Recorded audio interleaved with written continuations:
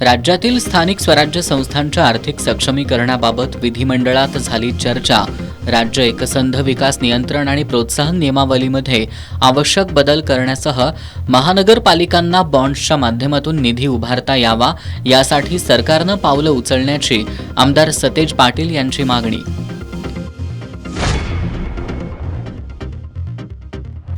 कुरुंदवाडमध्ये युवकाचा तीक्ष्ण हत्यारानं खून।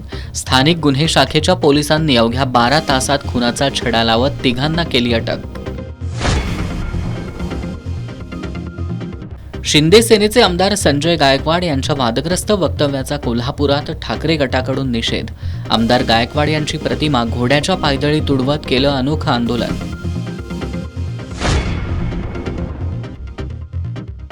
आमदार आणि खासदार करतात काय? इचलकरंजीतील पाणी प्रश्नावरून नागरिकांचा संतप्त सवाल। आणि जुलैच्या पहिल्याच आठवड्यात राधानगरी धरणाचं पाणी पोहोचलं स्वयंचलित दरवाजांपर्यंत।